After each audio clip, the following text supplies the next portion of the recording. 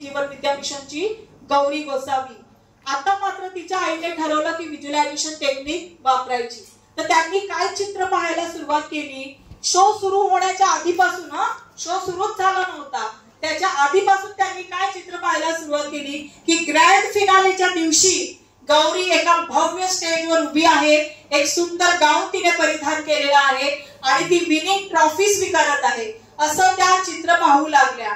आणि त्या ट्रॉफी जी आहे ना त्याच्या मध्यभागी असं सांगीतिक चिन्ह असेल असं त्यांनी व्हिज्युअलाइज केलेलं। हे चिन्ह त्या ट्रॉफीच्या मध्यभागी असेल असं त्यांनी चित्र पाहायला सुरुवात केली। सकाळी 10 मिनिटं, रात्री 10 मिनिटं आणि दिवसभर वेळ मिळेल 10 मिनिटं त्या चित्र पाहू लागल्या। आणि ती चित्र पाहत असताना होणाऱ्या आनंदाचा त्या फील घेत होत्या, अनुभव घेत होत्या। सतत मोठा आणि पॉझिटिव्ह विचार आणि गाण्याच्या स्पर्धेसाठी भरपूर मेहनत, रियाज, सतत विश्व प्रार्थना आणि सतत ही व्हिज्युअलायझेशन टेक्निक या सर्वांचा परिणाम असा झाला की ग्रँड फिनालेच्या दिवशी संपूर्ण दिवसभर आणि रात्रभर शूट करत गौरीने इतर जे स्पर्धक होते त्या स्पर्धकांबरोबर जी चुरशीची लढत होत होती त्याच्यामध्ये बाजी मारत मारत गौरी या शोची विनर ठरली आणि तिला महागायिका म्हणून ट्रॉफी देण्यात आली। म्हणजे तिच्या आईने जसंच्या तसं जे चित्र पाहिलं होतं ते प्रत्यक्षात आकाराला आलं। आणि गंमत म्हणजे काय, त्यांनी काय पाहिलं होतं, त्या ट्रॉफीच्या मध्यभागी ते सांगीतिक चिन्ह असेल असं पाहिलं होतं ना, तर संपूर्ण ट्रॉफीच त्या चिन्हाची मिळाली। संपूर्ण ट्रॉफीच बघा त्या चिन्हाची मिळाली। काय ग्रेट आहे बघा व्हिज्युअलायझेशन टेक्निक। जशीच्या तशी परिस्थिती अंतर्मनाने या व्हिज्युअलायझेशन टेक्निकमुळे साकार केली। प्रत्यक्षात ज्यावेळेला स्पर्धा सुरू झाली होती ना तेव्हा खूप जणांना वाटलंच नव्हतं की गौरी फायनल राऊंड पर्यंत जाईल, पण या व्हिज्युअलायझेशन टेक्निकमुळे ते साकार झालं। आता तुम्ही म्हणाल हे झालं तिच्या गाण्याच्या स्पर्धेविषयी, मग तिच्या अभ्यासाचं काय? तर बघा एवढे सगळे शो सुरू असताना, रेकॉर्डिंग सुरू असताना, शूटिंग वगैरे चालू असताना सुद्धा गौरीने अभ्यासाकडे अजिबात दुर्लक्ष केलं नाही, तर नियमित लक्षपूर्वक अभ्यास करून अभ्यासात सुद्धा टॉपला येण्याचा तिचा प्रयत्न सुरू होता। सद्गुरूंनी सांगितलेल्या अभ्यासाच्या सर्व पद्धती, विश्व प्रार्थना, व्हिज्युअलायझेशन टेक्निक या सर्वांचा वापर करून असं झालं की या वर्षीच्या IGCSE बोर्डाच्या 10वीच्या परीक्षेमध्ये तिला 93% मिळालेले आहेत आणि असं उत्तुंग यश तिला मिळालेलं आहे। गाण्यामध्ये सुद्धा ती टॉपला गेली आणि ह्याच्या अभ्यासामध्ये सुद्धा ती टॉपला गेली। अशी ही ग्रेट अशी व्हिज्युअलायझेशन टेक्निक आहे। या टेक्निकचा वापर करून तुम्ही सुद्धा तुमच्या जीवनातलं भव्य आणि दिव्य यश खेचून आणू शकाल। तुम्ही म्हणाल हा बरं झालं मी या कोर्सला आलो, आता घरी जातो आणि डोळे बंद करून बसतो। मग आई म्हणे अरे काय करतोस डोळे बंद करून? तुम्ही म्हणाल Maugham please don't disturb me visualise करतोय। काय व्हिज्युअलाइज करतोय? मला आयफोन हवाय, मला स्कूटी हवी आहे, एक मस्त डिझायनर ड्रेस बघून ठेवलेला आहे तो मला हवाय। तर लक्षात घ्या या छोट्या छोट्या गोष्टींसाठी ही टेक्निक वापरायची नाही, मोठं यश मिळण्यासाठी ही टेक्निक वापरायची आहे। एकदा का मोठं यश मिळालं तर या छोट्या छोट्या गोष्टी तुम्हाला आपोआप मिळणार आहे। आणि सर्वात महत्वाचं ही टेक्निक केव्हा फळते माहितीये? जेव्हा भरपूर अभ्यास केलेला असेल, भरपूर मेहनत केलेली असेल तेव्हाच ही टेक्निक फळते। नाही तर म्हणाल अभ्यास करण्याची काय गरज नाही, डोळे बंद करून चित्र बघत बसायचं, असं करून चालणार नाही। भरपूर अभ्यास करायचा दिवसभर आणि सकाळी 10 मिनिटं, रात्री 10 मिनिटं आणि दिवसभर वेळ मिळेल तेव्हा 10 मिनिटं तुम्ही टेक्निक वापरून तुमच्या जीवनातलं मोठं यश खेचून आणू शकाल। आता बहिर्मनाने युक्तीने अंतर्मनाच्या शक्तीचा वापर करण्याची दुसरी युक्ती आपण बघूया आणि ती युक्ती आहे सर्वांसाठी मागणं। का बरं सर्वांसाठी मागायचं? कारण ज्या वेळेला आपण आपल्यासाठी मागतो ना, स्वतःसाठी, त्यावेळेला आपल्या मनावर परिस्थितीप्रमाणे शंका कुशंका येतात। माझा पहिला नंबर येऊ दे असं म्हटल्यावर आपला मॅथ्स कसं आहे, मेमरी कशी आहे हे सगळं आठवतं, हो की नाही? पण सर्वांचा पहिला नंबर येऊ दे असं म्हटल्यावरती आपण जाणार आहोत का त्याचा मॅथ्स कसं आहे, तिची हँडरायटिंग कशी आहे, तिची मेमरी कशी आहे ते बघायला नाही।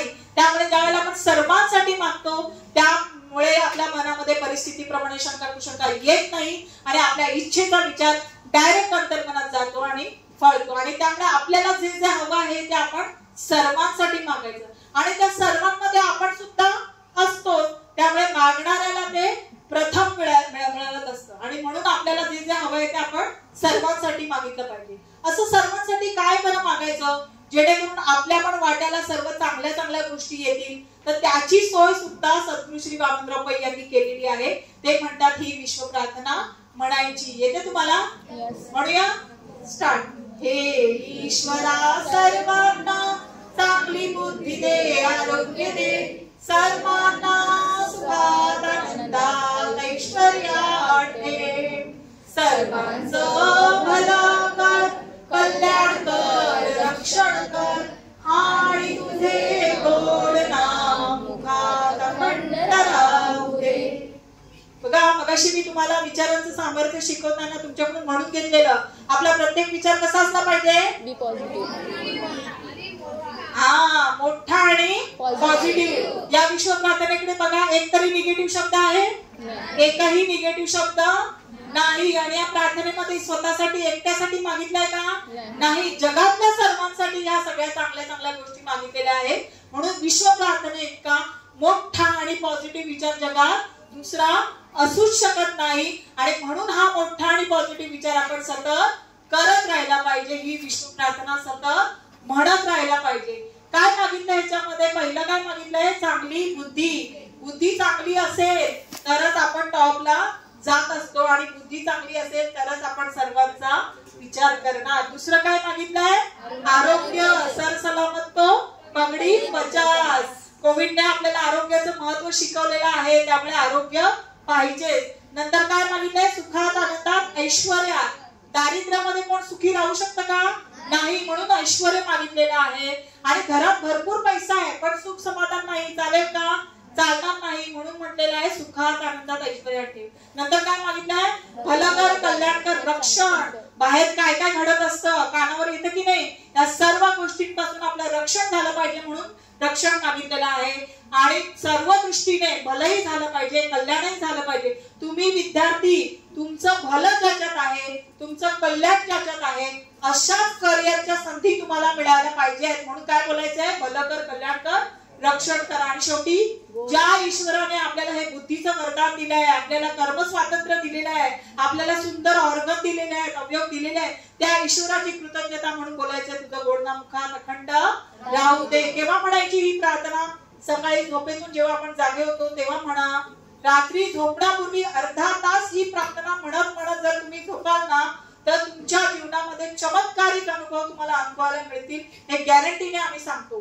पालकांनी ही जर प्रार्थना मुलांसाठी 1000 वेळा म्हटली तर 6 महिन्याच्या आत तुम्हाला चमत्कारिक अनुभव मिळतील याची गॅरंटी आम्ही सांगतो. कारण आमच्या रोजच्या लाईफ मध्ये आम्ही ते अनुभवत असतो. आता परीक्षेला येता जाता म्हणा, अभ्यासाला बसताना म्हणा, एखाद्याची कृतज्ञता व्यक्त करायची आहे, वाढदिवस आहे, ह्या सगळ्या वेळेला तुम्ही प्रार्थना म्हणू शकता.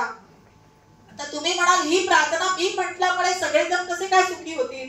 तर ज्या वेळेला आपण ही प्रार्थना आपण म्हणतो तेव्हा त्याचे पॉझिटिव्ह स्पंदन, पॉझिटिव्ह व्हायब्रेशन आपल्यापासून सर्वांकडे जाऊन पोहोचतात आणि आपल्या सकट सगळ्यांना सुखी करतात.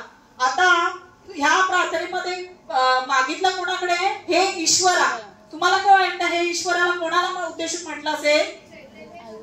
चैतन्य शक्तीचंच प्रोजेक्शन आहे अंतर्मन.